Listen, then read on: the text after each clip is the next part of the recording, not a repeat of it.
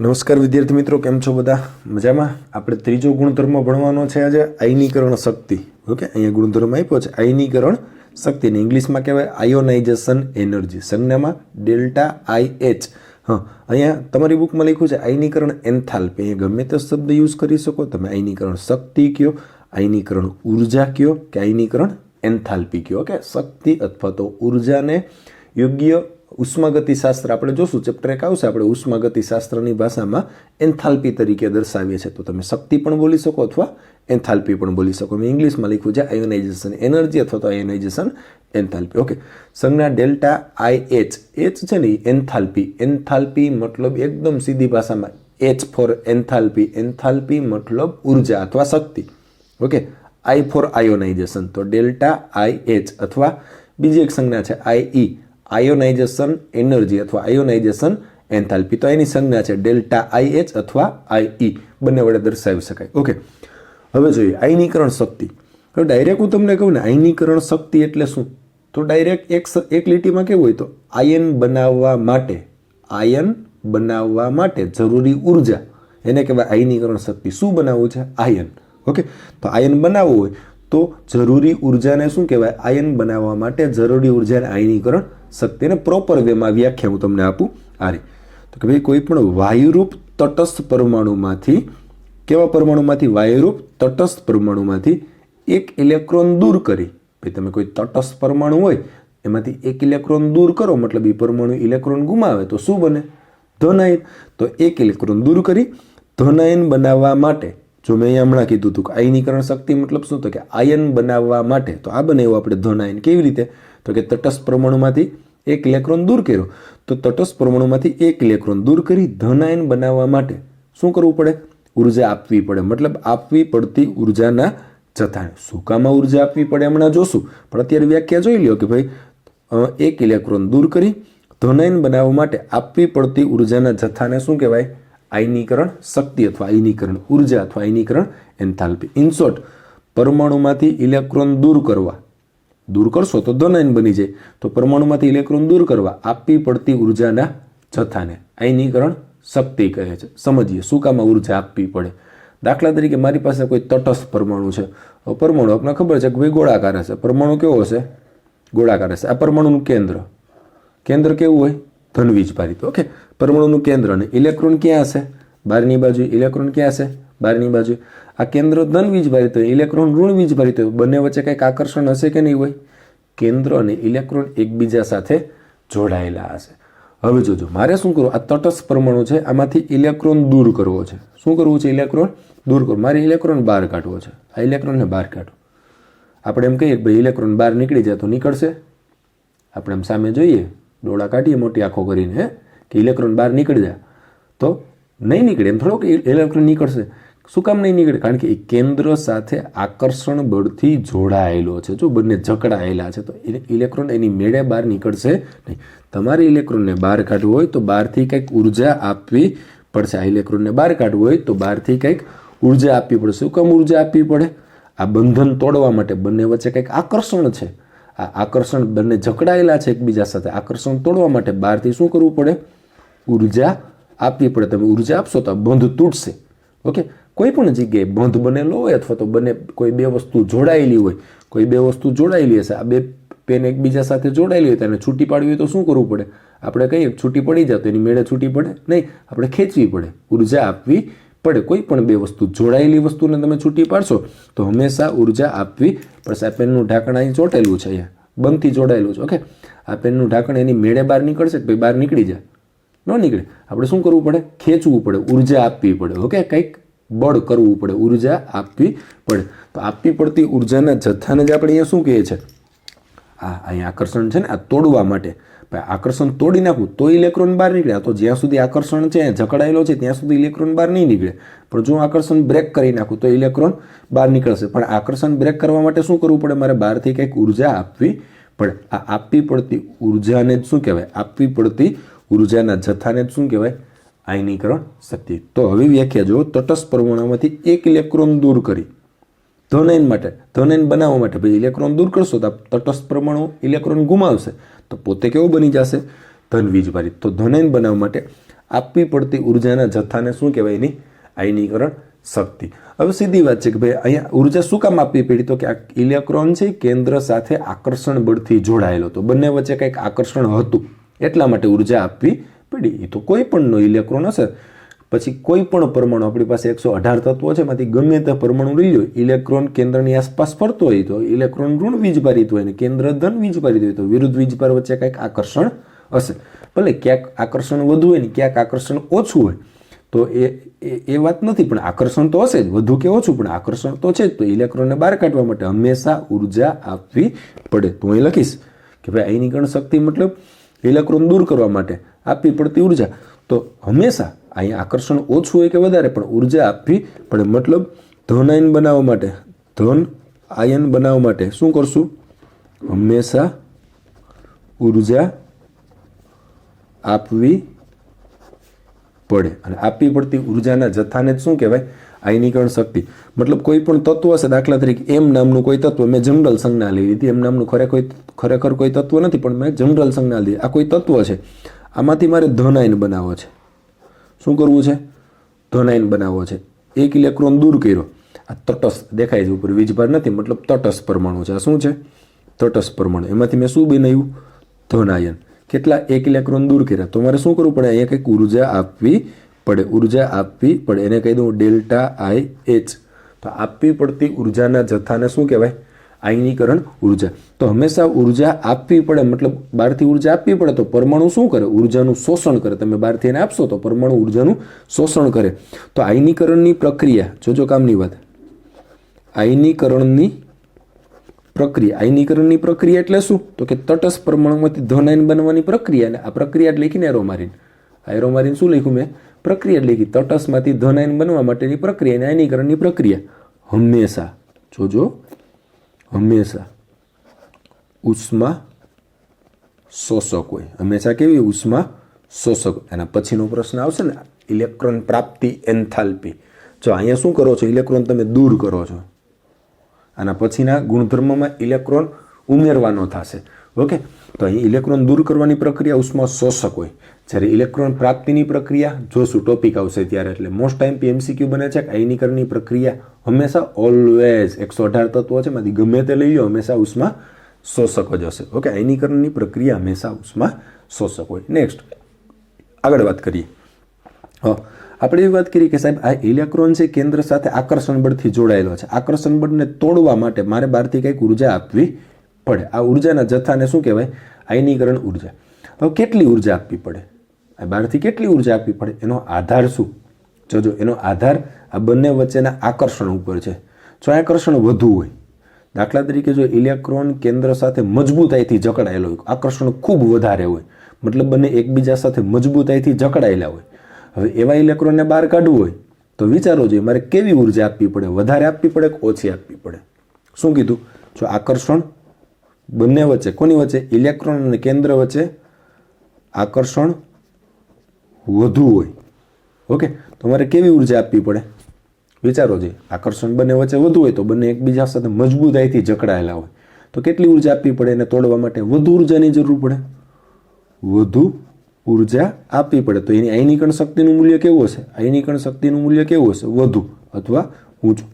જો બંને વચ્ચે આકર્ષણ ઓછું હોય, આકર્ષણ કેવું હોય? બંને વચ્ચે ઓછું હોય, મતલબ આ બંને કેન્દ્ર ઇલેક્ટ્રોન અને કેન્દ્ર વચ્ચે આકર્ષણ ઓછું હોય, મતલબ ઇલેક્ટ્રોન કેન્દ્ર સાથે નિર્બળતાથી જકડાયેલો હોય, મતલબ બંને એકબીજા સાથે એકદમ નિર્બળતાથી જકડાયેલા હોય તો સરળતાથી દૂર થઈ જાય. સેજ એવી ઉર્જા આપશો, આકર્ષણ ખૂબ જ નબળું છે, તો સેજ એવી ઉર્જા આપશો તો આ બંધ તૂટી જશે, મતલબ ઇલેક્ટ્રોન સરળતાથી બહાર નીકળી જશે. તો કેવી ઉર્જા આપવી પડશે? ઓછી ઉર્જા આપવી પડે. મતલબ એની આયનીકરણ શક્તિનું મૂલ્ય કેવું હશે? ઓછું અથવા નીચું. આયનીકરણ શક્તિના મૂલ્યો નીચા હોય અથવા તો ઓછા. હવે આવું ક્યારે બને? આકર્ષણ બળ વધુ અથવા તો ઓછું ક્યારે હોય? તો હવે સૌથી અગત્યનો પોઈન્ટ આવે છે કે સાહેબ આયનીકરણ શક્તિને સીધો પરમાણુના કદ સાથે સંબંધ છે. પરમાણુએ ત્રિજ્યા અથવા તો કદ, આપણે પહેલો જ ગુણધર્મ ભણ્યા ત્યારે ચોખવટ પાડી હતી કે આ એક ગુણધર્મ ભણી લેશો એટલે બાકીના 4 ગુણધર્મ આવડશે. આયનીકરણ શક્તિનો સીધો સંબંધ પરમાણુના કદ સાથે છે. જોજો, આકર્ષણ વધુ ક્યારે હોય? ઇલેક્ટ્રોન અને કેન્દ્ર વચ્ચે આકર્ષણ વધુ ક્યારે હોય? વિચારો જોઈએ. આપણે વિચાર્યું ને, કાં તો આકર્ષણ વધુ હોય કાં તો ઓછું હોય. હવે ક્યારે હોય એ વિચારીએ.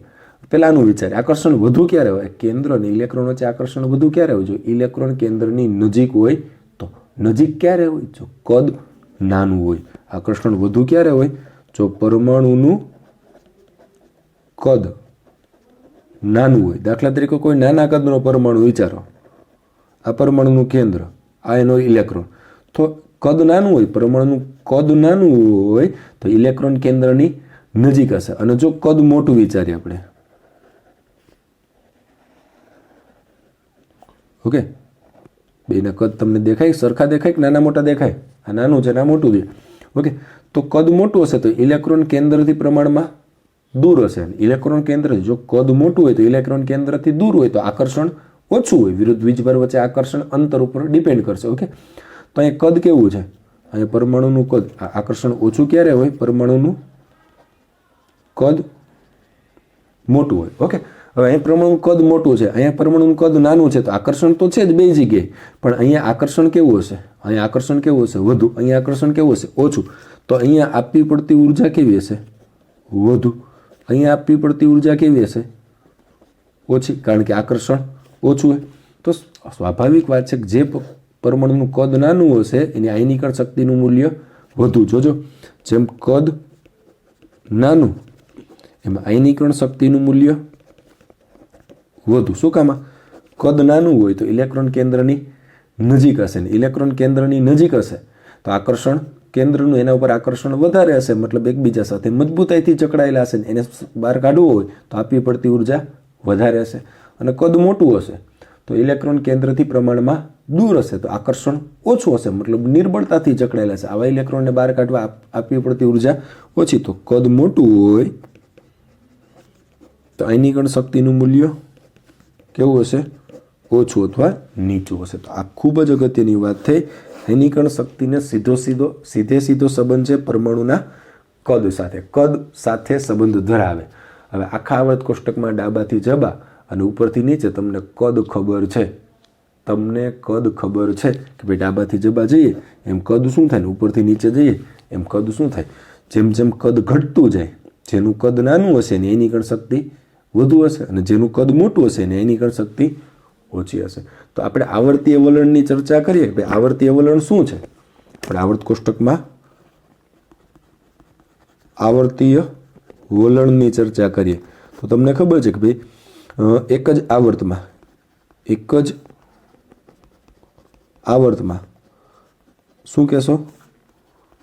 ડાબાથી જબા તરફ જાઓ, ડાબાથી જબા તરફ જાઓ એમ પરમાણુય કદ શું થાય? પરમાણુય કદ શું થાય?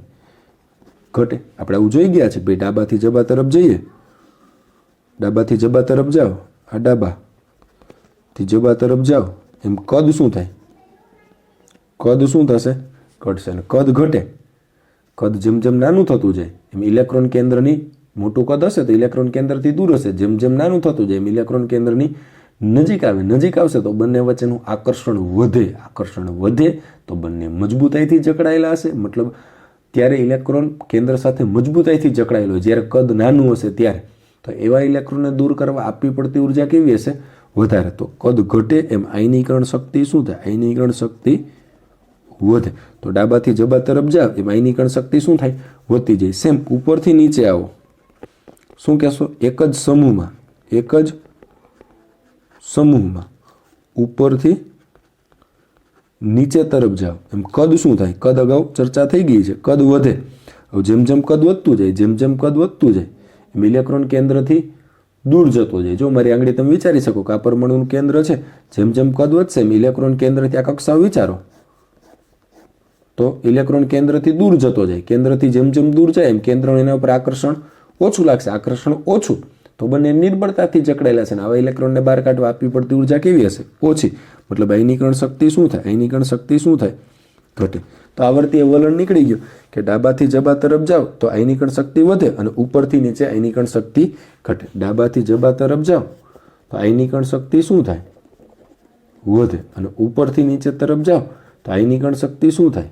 આયનીકરણ શક્તિ ઘટે. બસ આ આવર્તીય વલણ દર્શાવે છે.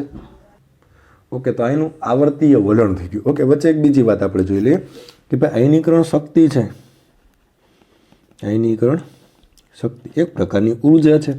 તો ને એકમ શું થશે? Kilo joule. ઉર્જાનો એકમ જૂલમાં હોય. કિલો જૂલ પ્રતિ મોલ, અથવા સંજ્ઞામાં દર્શાવો તો કિલો જૂલ પ્રતિ મોલ, અને મોલ ઉપર લખવું હોય તો અથવા કરીને kilo joule into mall inverse. તો 1 માર્કનો MCQ બનશે. આયનીકરણ શક્તિનો એકમ જણાવો, કિલો જૂલ પ્રતિ મોલ. ઓકે, બીજી વાત કરીએ. આપણે વ્યાખ્યા આપી કે ભાઈ કોઈ તટસ્થ પરમાણુ એમાંથી 1 ઇલેક્ટ્રોન દૂર કરવા. ઓકે, જોજો, કોઈ તટસ્થ પરમાણુ હોય એમાંથી 1 ઇલેક્ટ્રોન દૂર કરવા. 1 ઇલેક્ટ્રોન મતલબ હું કહી શકું પ્રથમ ઇલેક્ટ્રોન દૂર કરવા. આપવી પડતી ઉર્જાને આયનીકરણ શક્તિ કહેવાય. હવે આયનીકરણ ઉર્જાના ફરી પાછા ઘણા બધા પ્રકાર છે. શેના આધારે? તો કે તમે કેટલા ઇલેક્ટ્રોન દૂર કરો છો એના આધારે. તમે કોઈ પણ તટસ્થ પરમાણુ હોય એમાંથી પ્રથમ ઇલેક્ટ્રોન દૂર કરો તો એને કહેવાય પ્રથમ આયનીકરણ શક્તિ. પ્રથમ આયનીકરણ શક્તિ.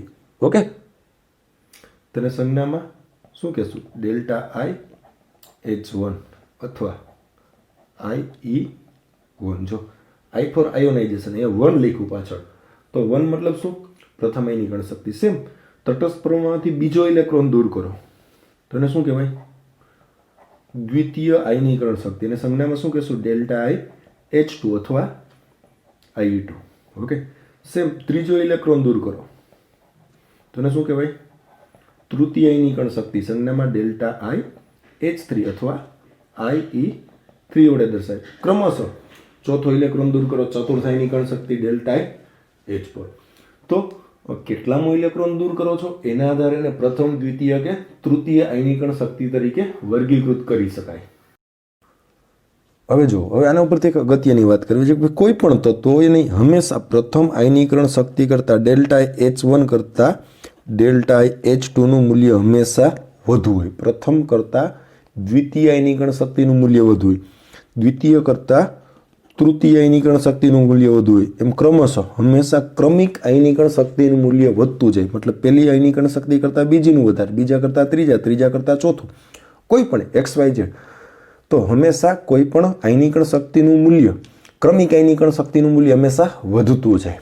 હવે પ્રશ્ન થાય, સાહેબ આવું કેમ? પ્રથમ કરતાં દ્વિતીય આયનીકરણ શક્તિનું મૂલ્ય કેમ વધુ, દ્વિતીય કરતાં તૃતીય આયનીકરણ શક્તિનું મૂલ્ય કેમ વધુ? સમજીએ આપણે એક એક્ઝામ્પલ દ્વારા સમજીએ. દાખલા તરીકે હું મેગ્નેશિયમ લઈ લઉં. કોઈ પણ તમે સાદું તત્વ લઈ શકો, XYZ દુનિયાનું કોઈ પણ તત્વ લઈ શકો. હું મેગ્નેશિયમ લઈ લઉં. મારે મેગ્નેશિયમમાંથી 1 ઇલેક્ટ્રોન દૂર કરવો છે.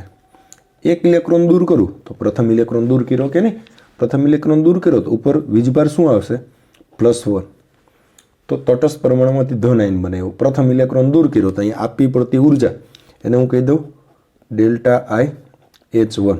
ઓકે, હવે બીજો ઇલેક્ટ્રોન દૂર કરવો છે તો બીજો ક્યાંથી દૂર થાય? Mg+ માંથી. ભાઈ તમારી પાસે હતો મેગ્નેશિયમ, એમાંથી એક દૂર થઈ ગયો તો હજી એક બીજો દૂર કરવો તો હવે અહીંયાથી દૂર થશે કે નહીં? બીજો Mg+, એમાંથી હજી એક તો પહેલાં ગુમાવી દીધો તો હજી એક ગુમાવી દીધો તો એક તો ઓછો હતો જ, તો ઉપર +1 હતું, હજી એક ઓછો થઈ જાય તો ઉપર વીજ પર શું આવી જાય? +2.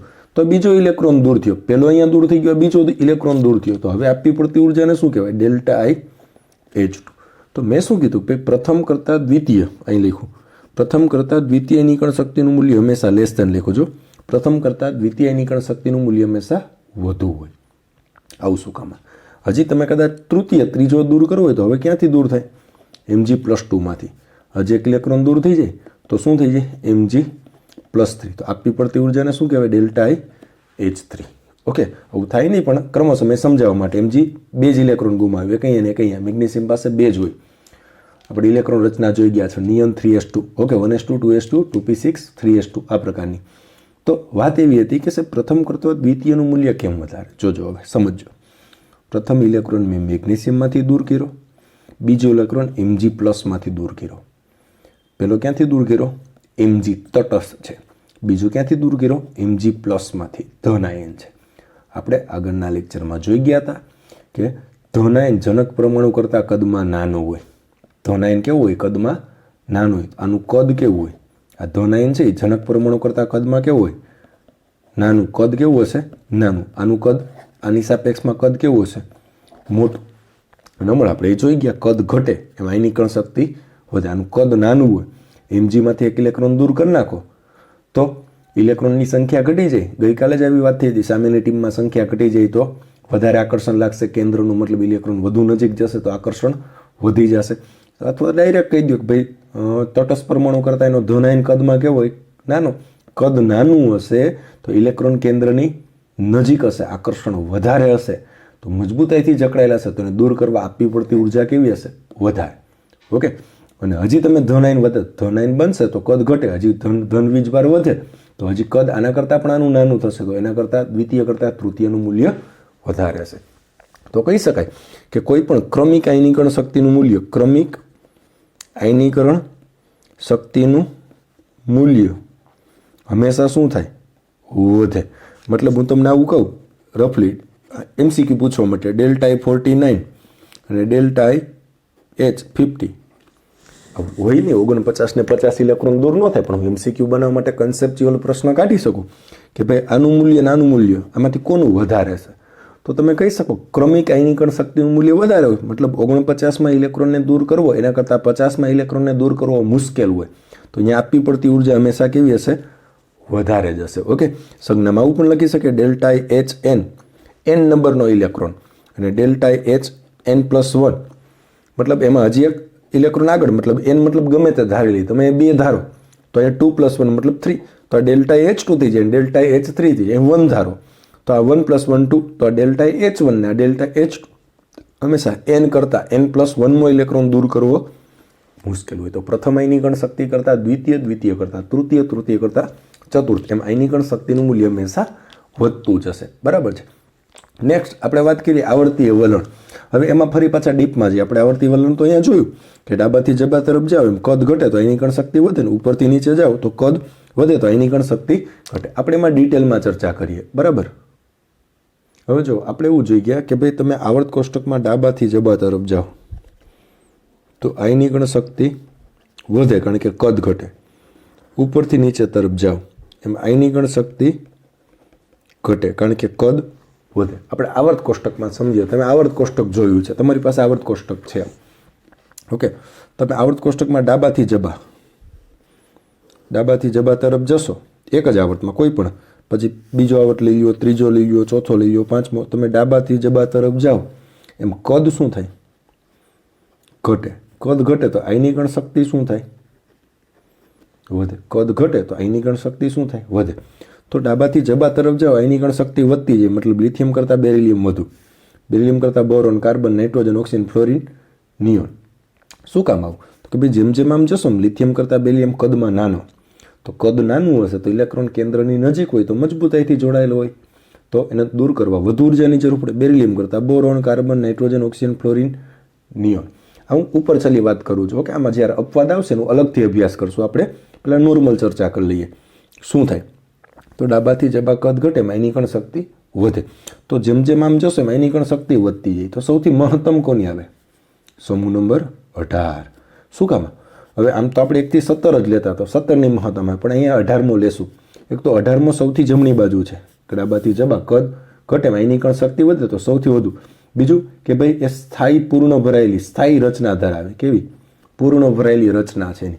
આપણે આ જોઈ ગયા છે કે એની સંપૂર્ણ અને બાહ્યતમ કક્ષક ઇલેક્ટ્રોનથી સંપૂર્ણ ભરાયેલી છે, અને સંપૂર્ણ ભરાયેલી રચના એને સ્થાયી કહેવાય. અષ્ટકનો નિયમ ભણી ગયા. સ્થાયી રચનામાંથી ઇલેક્ટ્રોન દૂર કરવો મુશ્કેલ હોય. કેવો હોય? મુશ્કેલ. તો એની આયનીકરણ શક્તિ કેવી હશે? મહત્તમ. આખા આવર્ત કોષ્ટકમાં સૌથી વધુ ઉર્જા અહીંયા જોઈએ. ખરેખર તો ઇલેક્ટ્રોન ગુમાવે જ નહીં, એટલી બધી ઉર્જા જરૂર પડે કે એટલી આપણે આપી જ ન શકીએ, પણ સૌથી મહત્તમ પૂછે તો કોની આવે? સમૂહ નંબર 18. તો આમ જાવ એમ આયનીકરણ શક્તિ વધે. રિવર્સ આવો તો આયનીકરણ શક્તિ શું થાય? ઘટે. તો સૌથી ઓછી કોની હશે? સમૂહ નંબર 1. એની આયનીકરણ શક્તિનું મૂલ્ય કેવું હશે? આયનીકરણ શક્તિનું મૂલ્ય સૌથી ઓછું કોનું? સમૂહ પૂછું. સમૂહ 1નું આયનીકરણ શક્તિનું મૂલ્ય સૌથી ઓછું, ડાબાથી જબા જાવ એમ વધતું જાય. સમૂહ 18નું સૌથી વધુ. હવે શું કામ? તો કે કદ ઘટતું જાય, ડાબાથી જબા કદ ઘટે. સેમ તમે ઉપરથી નીચે આવો, lithium, sodium, potassium, rubidium, caesium, francium, તો ઉપરથી નીચે આપણે ખબર છે શું થાય? લિથિયમ કરતાં સોડિયમ મોટો, સોડિયમ કરતાં પોટેશિયમ, રૂબિડિયમ, સીઝિયમ, ફ્રાન્સિયમ, કદ વધતું જાય. કદ શું થાય? કદ વધે. તો ઇલેક્ટ્રોન કેન્દ્રથી દૂર જાય, ઇલેક્ટ્રોન દૂર જશે તો આયનીકરણ શક્તિ દૂર જાય તો આકર્ષણ ઓછું, તેને દૂર કરવો સરળ, તો આપવી પડતી ઉર્જા ઓછી, તો આયનીકરણ શક્તિનું મૂલ્ય શું થાય? ઘટે. તો ઉપરથી નીચે તરફ આવે એમાં આયનીકરણ શક્તિ શું થાય? ઘટતી જાય. ઓકે, ઉપરથી કોઈ પણ સમૂહ 18 સમૂહમાં સેમ જ વાત થશે. તમે કોઈ પણ સમૂહ લઈ લો, 18 સમૂહ, બોરોન કરતાં એલ્યુમિનિયમ ઓછી, એલ્યુમિનિયમ કરતાં ગેલિયમ, ઇન્ડિયમ અને થેલિયમ સૌથી ઓછું. ઓકે, તો ઉપરથી નીચે તરફ જાઓ, ફ્લોરિન કરતાં ક્લોરિનનું મૂલ્ય ઓછું, ક્લોરિન કરતાં બ્રોમિન, આયોડિન, એસ્ટેટાઇન, કોઈ પણ સમૂહમાં ઉપરથી નીચે તરફ જાઓ તો આયનીકરણ શક્તિ શું થશે? ઘટશે. ઓકે, તો સૌથી મહત્તમ આવ્યું સમૂહ નંબર 18, સૌથી ન્યૂનતમ આવ્યું સમૂહ નંબર 1, અને ઉપરથી નીચે આયનીકરણ શક્તિ ઘટે, ડાબાથી જવા આયનીકરણ શક્તિ વધે. આને રિલેટેડ એક આલેખ તમને આપ્યો છે, દોરવાનો નથી, માત્ર સમજૂતી માટે. તમારી ટેક્સ્ટ બુકમાં આલેખ આપ્યો છે 1 થી 60 નંબરના તત્વો સુધીનો, ખાલી જાણકારી માટે છે. હવે જોજો, અહીં લખ્યું છે પરમાણ્વીય ક્રમાંક. આમ જાવ એમ પરમાણ્વીય ક્રમાંક શું થાય? વધતો જાય. આમ જાવ એમ આયનીકરણ શક્તિ વધતી. જો એના ટોપ ઉપરના પોઈન્ટ જો નિષ્ક્રિય હશે, સૌથી વધુ કોણ છે?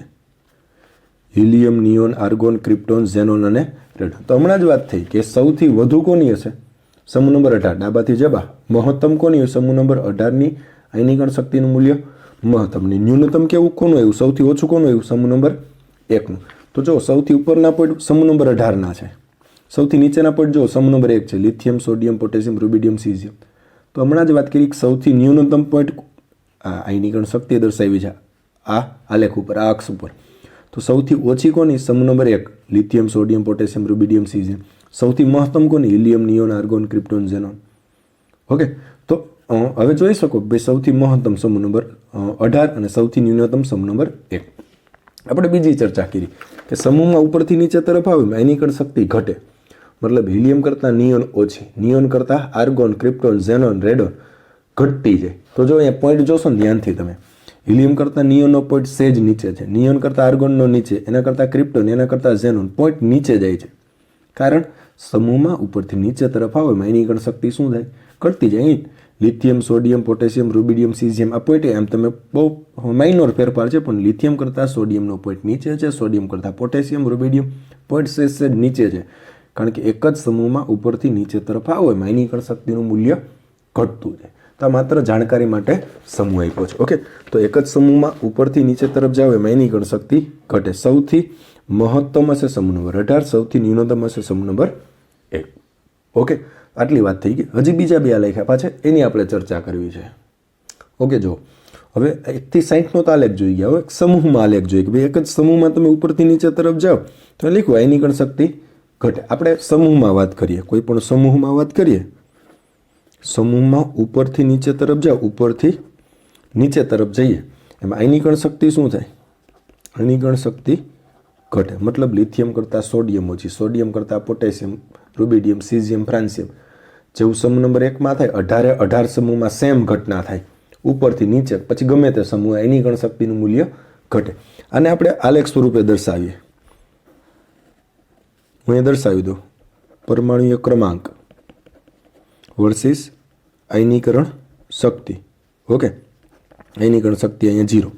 હવે જેમ જેમ તમે ઉપરથી નીચે તરફ જશો તો આલેખ તમને આવો મળશે કે ભાઈ પરમાણુય ક્રમાંક ઓછો કોનો હોય? તો કે લિથિયમ, એનો 3. નીચે જાવ એમ જો વધતો જાય, 3, 11, 19, 37, 55 અને 87. તો હું અહીંયા પોઈન્ટ આપી દઉં. ઓકે, અહીંયા કોણ આવશે? Lithium, sodium, potassium, rubidium, caesium અને ફ્રાન્સિયમ લઈ લઈએ. ચલો, તો જોજો કે ભાઈ પરમાણુય ક્રમાંક અહીં 0ની નજીક ઓછો હતો ત્યારે આયનીકરણ શક્તિનું મૂલ્ય મહત્તમ હતો. જેમ જેમ ઉપરથી નીચે તરફ જાઓ, લિથિયમથી સોડિયમ, એમ પરમાણુય ક્રમાંક શું થાય? વધે. પણ આયનીકરણ શક્તિ જો પોઈન્ટ નીચે આવ્યો તો આલેખ નીચે તરફ આવે છે, મતલબ આયનીકરણ શક્તિ શું થાય? જો અહીંયા ઘટતી જાય છે. જેમ જેમ પરમાણુય ક્રમાંક વધતો જાય એમ આયનીકરણ શક્તિ શું થાય છે? ઘટતી જાય. એ તો આપણે અહીંયા જોઈ ગયા, માત્ર આલેખ ઉપરથી ફરી પાછું સમજ્યા. ઓકે, એ માત્ર જાણકારી માટે આલેખ છે, બહુ ડીપમાં જવાની જરૂર નથી. પરમાણુય ક્રમાંક વધતો જાય, સમૂહનો આલેખ આપ્યો, Li, Na, K, R, B, C, S, F, R એક જ સમૂહના તત્વો છે. તો આપણે ખબર પડી જાય કે ભાઈ સમૂહની વાત કરે છે. ઉપરથી નીચે મતલબ અહીંયા ઉપરથી નીચે નહીં, આમાં lithium, sodium, potassium, rubidium, caesium એમ તરફ જશો એમ આયનીકરણ શક્તિ શું થાય? ઘટતી જાય છે. તો આ સમૂહની વાત કરીએ. સમૂહમાં કોઈ અપવાદ નથી, નિયમિત 18 સમૂહમાં આવું જ જોવા મળે. બેરિયમ કરતાં મેગ્નેશિયમ ઓછું, એના કરતાં કેલ્શિયમ, એના કરતાં સ્ટોન્સિયમ, એના કરતાં બેરિયમ, એના કરતાં રેડિયમ, કોઈ પણ બોરોન કરતાં aluminium, gallium, indium, thallium, carbon, silicon, germanium, એસેન, ટીન, સ્ટેનસ અને લેડ ઉપરથી નીચે આયનીકરણ શક્તિ ઘટતી જાય. અહીંયા કોઈ અપવાદ નથી, નિયમ મુજબ જ છે, પણ આવર્તમાં અપવાદ છે. આપણે આવર્તની ચર્ચા કરીએ. જો આવર્તમાં તમે ડાબાથી જબા તરફ જાઓ, ડાબાથી છબા તરફ જાઓ, એમ આયનીકરણ શક્તિ શું થાય? આયનીકરણ શક્તિ શું થાય? વધે. આયનીકરણ શક્તિ શું થાય? વધે. મતલબ કોઈ પણ એક આવર્ત લઈ લો. દાખલા તરીકે હું બીજો આવર્ત સિલેક્ટ કરું તો લિથિયમ કરતાં બેરિલિયમની કેવી છે? ડાબાથી જબા વધારે. બેરિલિયમ કરતાં બોરોન વધુ, એના કરતાં કાર્બન વધુ, એના કરતાં નાઇટ્રોજન વધુ, એના કરતાં ઓક્સિજન વધુ, એના કરતાં ફ્લોરિન વધુ, એના કરતાં નિયોન વધુ. તો ડાબાથી જબા આયનીકરણ શક્તિ શું થવી જોઈએ? વધવી જોઈએ. આવો ક્રમ મળવો જોઈએ. મતલબ ક્રમ કેવો મળવો જોઈએ કે સાહેબ lithium, beryllium, boron, carbon, nitrogen, oxygen, fluorine, neon. એક જ બીજા આવર્તના સભ્યો છે. ડાબાથી જબા તરફ જાઓ એમ આયનીકરણ શક્તિ શું થવી જોઈએ? વધવી જોઈએ. ઓકે, તો નિયમિત વધે જ છે, પણ બે જગ્યાએ અપવાદ છે. જો સમૂહમાં આવા કોઈ અપવાદ નહોતા, આવર્તમાં થોડીક અનિયમિતતા છે, અપવાદ છે. એ અપવાદ આપણે ધ્યાનમાં રાખવા પડે અને સમજવા પડે. ડાબાથી જબા લિથિયમ કરતાં બેરિલિયમ વધુ હોવી જોઈએ તો વધુ જ મળે. બેરિલિયમ કરતાં બોરોનની હોવી જોઈએ વધુ. નિયમ મુજબ ડાબાથી જબા આયનીકરણ શક્તિ શું થવી જોઈએ? વધવી જોઈએ, પણ વધતી નથી. અપવાદ છે, અહીંયા ઘટે છે. બેરિલિયમ કરતાં બોરોનની હોવી જોઈતી હતી વધુ, પણ મેળી કેવી? ઓછી. આ પહેલો અપવાદ. સેમ બોરોન કરતાં કાર્બનની વધુ હોવી જોઈએ, વધુ જ છે. કાર્બન કરતાં નાઇટ્રોજનની વધુ હોવી જોઈએ, વધુ જ છે. નાઇટ્રોજન કરતાં ઓક્સિજનની વધુ હોવી જોઈએ, પણ મળે છે ઓછી. ઓકે, તો આ બીજો અપવાદ. ફ્લોરિન કરતાં નિયોનની વધુ હોવી જોઈએ તો વધુ જ છે. તો બે અપવાદ છે. અહીંયા સમૂહમાં આવો કોઈ અપવાદ નહોતો, અનિયમિતતા નહોતી. નિયમ મુજબ થવું જોઈએ બેરિલિયમ કરતાં બોરોનની વધુ, નાઇટ્રોજન કરતાં ઓક્સિજનની વધુ થવી જોઈએ, પણ મળે છે બે જગ્યાએ બેરિલિયમ કરતાં બોરોનની ઓછી. બેરિલિયમ કરતાં બોરોનની પ્રથમ આયનીકરણ શક્તિ વધુ મળવી જોઈએ, કારણ કે ડાબાથી જબા વધે, પરંતુ ખરેખર વાસ્તવિક રીતે શું મળે છે? ઓછી. તો આવું કેમ? અપવાદ છે. ઓકે, સમજીએ આપણે અપવાદ. હવે આ ચેપ્ટરમાં જ્યાં જ્યાં અપવાદ આવે ને એનો જવાબ તમારે મેળવો ને તો ઇલેક્ટ્રોન રચના સ્વીકાર્ય જોઈ લેવાની, એના ઉપરથી જવાબ મળી જશે. બેરિલિયમની ઇલેક્ટ્રોન રચના શું? 1s2 2s2. બોરોનની ઇલેક્ટ્રોન રચના શું? 1s2 2s2 2p1. ઓકે, હવે જોજો આ શું છે? આયનીકરણ શક્તિનો ક્રમ છે. ઓકે, પ્રથમ આયનીકરણ શક્તિ ડેલ્ટા H1નો ક્રમ છે. પ્રથમ આયનીકરણ શક્તિનો ક્રમ છે. હવે એક ઇલેક્ટ્રોન દૂર કરવો હોય તો ઇલેક્ટ્રોન તો હંમેશા કયો દૂર થાય? સૌથી બહારનો હોય, બાહ્યતમ કક્ષકમાંથી ઇલેક્ટ્રોન દૂર થાય. તો બેરિલિયમમાંથી દૂર થતો ઇલેક્ટ્રોન ક્યાંથી હશે? 2s કક્ષકમાંથી, મતલબ s કક્ષકમાંથી દૂર થાય. અને બોરોનમાંથી દૂર થતો ઇલેક્ટ્રોન બાહ્યતમ 2p, મતલબ p કક્ષકમાંથી ઇલેક્ટ્રોન દૂર થાય. જો બેરિલિયમમાંથી દૂર થતો ઇલેક્ટ્રોન s કક્ષકમાંથી દૂર થશે, બોરોનમાંથી ઇલેક્ટ્રોન દૂર થાય p કક્ષકમાંથી. જો અહીંયા 2sમાંથી અને 2pમાંથી બેયનો મુખ્ય ક્વોન્ટમ સેમ છે. જ્યારે બેયનો મુખ્ય ક્વોન્ટમ સેમ હોય ત્યારે ખાસ કાળજી રાખજો. હવે આપણે ખબર છે s કક્ષક અને p કક્ષક. હવે આ કક્ષકોના કદ આપણે જોઈ ગયા હતા. s કક્ષક કરતાં p કક્ષક, એના કરતાં d, એના કરતાં f. કદનો ક્રમ s કરતાં p કદમાં મોટી હોય. અહીંયા બેરિલિયમમાં sમાંથી ઇલેક્ટ્રોન દૂર થયો, બોરોનમાંથી pમાંથી ઇલેક્ટ્રોન દૂર થયો. s કક્ષક કરતાં p કક્ષક મોટી હોય તો p કરતાં s કદમાં નાની હોય. s કક્ષક કદમાં કેવી હશે? s કક્ષક કદમાં કેવી હશે? નાની હશે. p કક્ષક કદમાં કેવી હશે? મોટી હશે. હવે s કક્ષક કદમાં નાની છે. હવે કદ નાનું હોય તો કેન્દ્રની વધુ નજીક હોય, અને p કક્ષક કદમાં મોટી છે તો કેન્દ્રથી પ્રમાણમાં દૂર હશે. હવે s કક્ષક કદમાં નાની તો કેન્દ્રની નજીક હોય. કેન્દ્રની નજીક હોય તો શું થાય? કેન્દ્રની નજીક હોય તો શું થાય? એના ઉપર કેન્દ્રનું આકર્ષણ વધુ હોય. મતલબ s કક્ષકમાં રહેલા ઇલેક્ટ્રોન કેન્દ્ર સાથે મજબૂતાઈથી જકડાયેલા છે. આ કેન્દ્ર સાથે મજબૂતાઈથી જકડાયેલા હોય તો એને દૂર કરવા કેવી ઉર્જા જોઈએ? વધુ ઉર્જા જોઈએ. p કક્ષક કેન્દ્રથી પ્રમાણમાં થોડી દૂર હોય. શું કામ? કદમાં મોટી હોય. હવે p કક્ષક કેન્દ્રથી દૂર છે, કદમાં મોટી છે, તો એના ઉપર કેન્દ્રનું આકર્ષણ પ્રમાણમાં ઓછું લાગે. મતલબ એ નિર્બળતાથી, આની સાપેક્ષમાં નિર્બળતાથી જોડાયેલું, તેને દૂર કરવી સરળ બનશે. દૂર કરવી સરળ બનશે એવા ઇલેક્ટ્રોનને. ઓકે, તો ત્યાં p પ્રતિ ઉર્જા ઓછી હોય. તો અહીંયા મેં એ જ લખ્યું, બેરિલિયમની વધુ હોય, બોરોનની ઓછી હોવી જોઈતી હતી નિયમ મુજબ બોરોનની વધુ, પણ મળી આપણે પ્રાયોગિક રીતે બેરિલિયમની વધુ. શું કામ? સમજાય છે અહીંયા? 2s કક્ષક બેરિલિયમમાંથી દૂર થતો ઇલેક્ટ્રોન 2s કક્ષકમાંથી, જ્યારે બોરોનમાંથી 2p કક્ષકમાંથી દૂર થાય છે. હવે s કક્ષક કદમાં નાની હોવાથી કેન્દ્રની નજીક હોય, જ્યારે p કક્ષક કદમાં મોટી હોવાથી કેન્દ્રથી પ્રમાણમાં દૂર હોય. તેથી નાના કદની s કક્ષકમાંથી ઇલેક્ટ્રોન દૂર કરવો મુશ્કેલ હોય તો ત્યાં આપવી પડતી ઉર્જા કેવી હશે?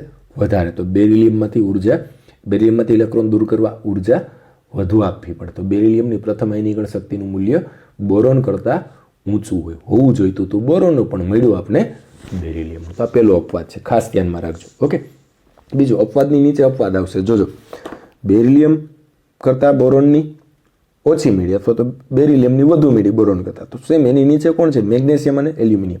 અહીંયા જેમ અપવાદ આવે એક જ ફેમિલી છે, એક જ સમૂહ. આપણે વાત કરી ગયા હતા, એક જ સમૂહમાં કોને મુકાય જેના ગુણધર્મો સમાન હોય. તો બેરિલિયમ નીચે મેગ્નેશિયમ આવે ને બોરોનની નીચે એલ્યુમિનિયમ આવે. તો જેવી વાત અહીંયા આવી કે બેરિલિયમ અને બોરોન હોવી જોઈતી હતી બોરોનની વધુ, પણ મળી કોની આપણે? બેરિલિયમ. તો સેમ એની નીચેના તત્વો મેગ્નેશિયમ અને એલ્યુમિનિયમ તો હોવી જોઈતી હતી એલ્યુમિનિયમની વધુ, પણ મળશે કોની? મેગ્નેશિયમ. સેમ ઇલેક્ટ્રોન રચના અહીંયા આવશે. અહીંયા 3s2 મેગ્નેશિયમ લખશો તો અહીંયા 3s2 આવશે, એલ્યુમિનિયમ લખશો તો અહીંયા 3p1 આવશે. બેની રચના બાહ્યતમ સેમ જ આવશે, એક જ સમૂહના તત્વો છે. અહીંયા 3s2 સોરી અહીંયા 2s2 અહીંયા 3s2 અહીંયા 2p1 અહીંયા 3p1, કારણ બેમાં સેમ આવશે. બસ અહીંયા 2 ની જગ્યાએ 3 આવી જશે. અહીંયા 3s2 ને 3p1 મેગ્નેશિયમ એલ્યુમિનિયમ. તો આ અપવાદ છે, મોસ્ટ IMP છે અને ધ્યાનમાં રાખજો. ઓકે, સેમ બીજો અપવાદ નાઇટ્રોજન અને ઓક્સિજન. તો સેમ ઇલેક્ટ્રોન રચના લખી નાખો, જવાબ તમારી સામે આવી જશે. નાઇટ્રોજનની ઇલેક્ટ્રોન રચના શું? 1s2 2s2 2p3. ઓક્સિજનની રચના શું? 1s2 2s2 2p4.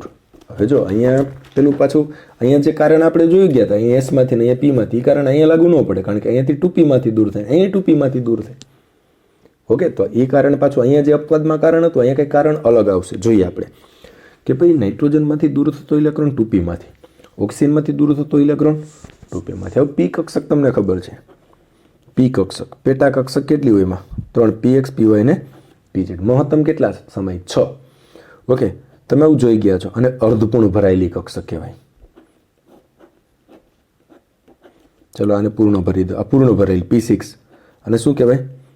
અર્ધપૂર્ણ. ઓકે, અડધી ભરાયેલી. તો આપણે ક્યાંક જોઈ ગયા છે આવું, આવી વાત થઈ ગઈ. સૌથી સ્થાયી કોણ? પૂર્ણ ભરાયેલી. પછી કોણ? અર્ધપૂર્ણ ભરાયેલી. અને પછી કોણ?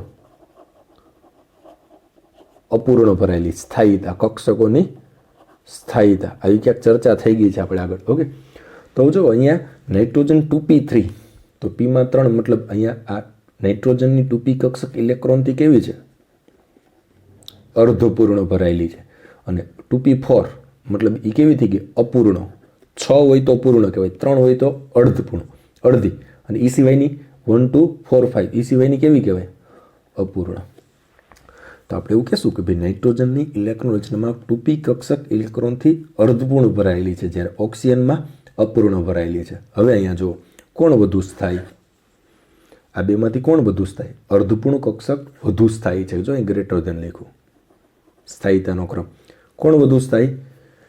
નાઇટ્રોજનની 2p3 કક્ષક અર્ધપૂર્ણ છે, તે વધુ સ્થાયી હોય ને સ્થાયી રચનામાંથી ઇલેક્ટ્રોન દૂર કરવો મુશ્કેલ હોય. ખરેખર તો હોવું જોઈતું તો નાઇટ્રોજન કરતાં ઓક્સિજનનું કદ નાનું છે, તો આની આયનીકરણ શક્તિ વધુ હોવી જોઈતી હતી, પણ એવું છે નહીં. આવે છે નાઇટ્રોજનની વધુ. જો કારણ તો કે નાઇટ્રોજનની પી કક્ષક ઇલેક્ટ્રોનથી અર્ધપૂર્ણ ભરાયેલી છે, જ્યારે ઓક્સિજનની અપૂર્ણ ભરાયેલી છે. અર્ધપૂર્ણ કક્ષક વધારે સ્થાયી હોય અને સ્થાયી રચનામાંથી ઇલેક્ટ્રોન દૂર કરવો મુશ્કેલ હોય. જોજો, સ્થાયી રચનામાંથી ઇલેક્ટ્રોન દૂર કરવો મુશ્કેલ છે, તો અહીં નાઇટ્રોજનમાં ઇલેક્ટ્રોન દૂર કરવા કેવી ઉર્જાની જરૂર પડશે? વધુ. તો જો નાઇટ્રોજન ગ્રેટર દેન ઓક્સિજન, નાઇટ્રોજનની ઓક્સિજન કરતાં કેવી દર્શાવી છે મેં? વધારે.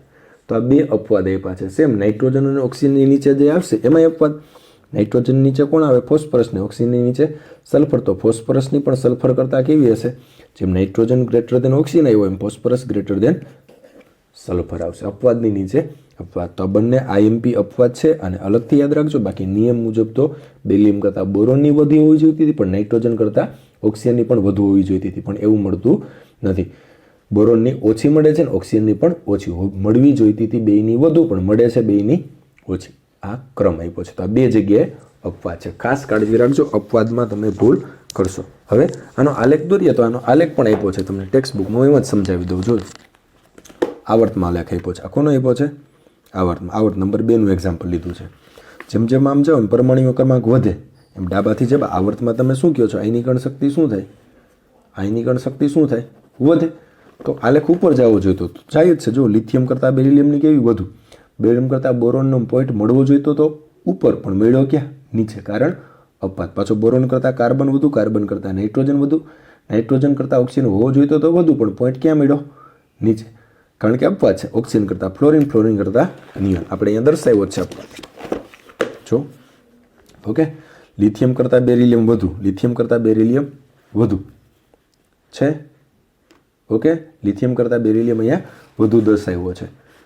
એક જ સેકન્ડ. ઓકે, બેરિલિયમ કરતાં બોરોનની ઓછી, તો જો બેરિલિયમ કરતાં બોરોનનો પોઈન્ટ ક્યાં ગયો, નીચે. બોરોન કરતાં પછી કાર્બનની જોવો જોઈએ, લેસ દેન વધુ, બોરોન કરતાં કાર્બન વધુ, કાર્બન કરતાં નાઇટ્રોજન વધુ, કાર્બન કરતાં નાઇટ્રોજન વધુ, નાઇટ્રોજન કરતાં ઓક્સિજન ઓછું, તો એનો પોઈન્ટ પાછો નીચે એવો હાલે. પાછો ઓક્સિજન કરતાં ફ્લોરિન, ફ્લોરિન કરતાં નિયોન, ઓક્સિજન કરતાં ફ્લોરિન, ફ્લોરિન કરતાં નિયોન વધુ. તો આ બે અપવાદ છે. આવર્તમાં બે અપવાદ. સમૂહમાં આવો કોઈ અપવાદ નથી. ઉપરથી નીચે ઘટે, આવર્તમાં ડાબાથી જબા વધે, તો અહીંયા વધે જ છે, પણ બે અપવાદ છે. આ બે અપવાદ ધ્યાનમાં રાખજો. એક પણ વેલ્યુ યાદ રાખવાની નથી, એક પણ વેલ્યુ યાદ રાખવાની નથી. ઓકે, તો ટેક્સ્ટ બુકમાંથી મોટાભાગની વસ્તુ આવી ગઈ છે. ઓકે, હવે આપણે ડાબાથી જબા અને ઉપરથી નીચે ક્રમ જે કંઈ કાઢ્યો એ કદને આધારે કાઢ્યો કે ભાઈ ડાબાથી જબા શું થાય, કદ ઘટે. કદ મોટું હોય એના કરતાં નાના કદ હશે તો નાના કદમાં ઇલેક્ટ્રોન કેન્દ્રની નજીક હોય તો આકર્ષણ વધુ હોય તો ઇલેક્ટ્રોન દૂર કરવો મુશ્કેલ હોય તો આપવી પડતી ઉર્જા વધુ. તો ડાબાથી જબા કદ ઘટે લીખું તો એની કણ શક્તિ વધે, ઉપરથી નીચે કદ વધે તો એની કણ શક્તિ ઘટે. તો આપણે જે ક્રમ કાઢ્યો એની કણ શક્તિ વધે કે એની કણ શક્તિ ઘટે, એ શેના આધારે કાઢ્યો, કદના આધારે. ઓકે, કદના આધારે. હજી એક રસ્તો છે, બીજો રસ્તો છે શિલ્ડિંગ અસર.